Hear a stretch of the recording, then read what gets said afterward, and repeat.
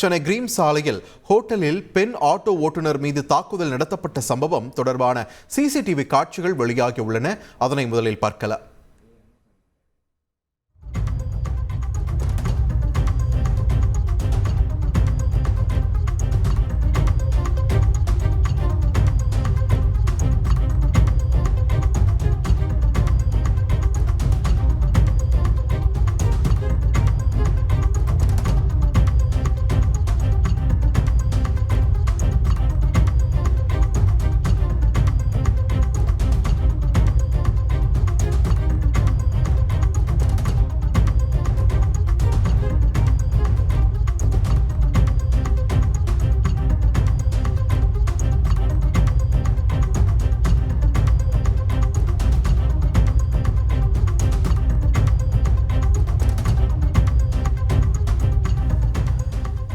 பிசினஸுக்கு 20 லட்சம் ரூபாய் கடன் அரசாங்கமே கொடுக்க போறாங்க. அதுவும் குறைஞ்ச வட்டி மானியத்தோட. எப்படின்னு தெரிஞ்சுக்க ஃப்ரீடம் ஆப்பை டவுன்லோட் பண்ணுங்க.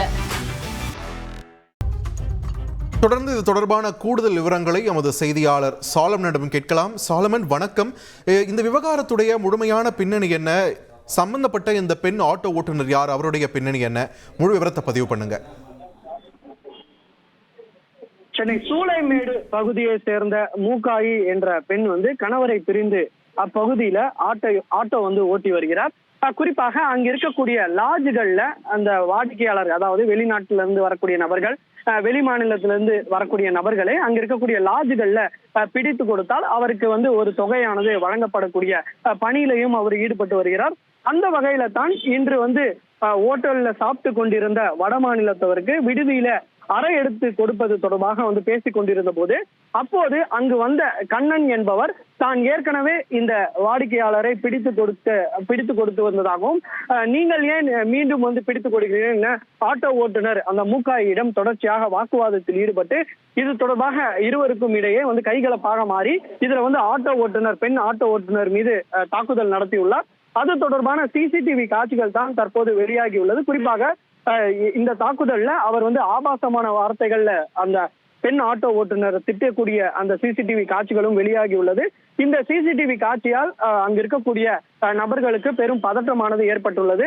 மேலும் தொடர்ச்சியாக இந்த சம்பவமானது சுமார் அரை மணி நேரமாக அங்கு நிகழ்ந்ததால அங்கு பெரும் பதற்றமானது நிலவி உள்ளது. இதுல லேசான காயமும் ஏற்பட்டதாக கூறப்படுகிறது.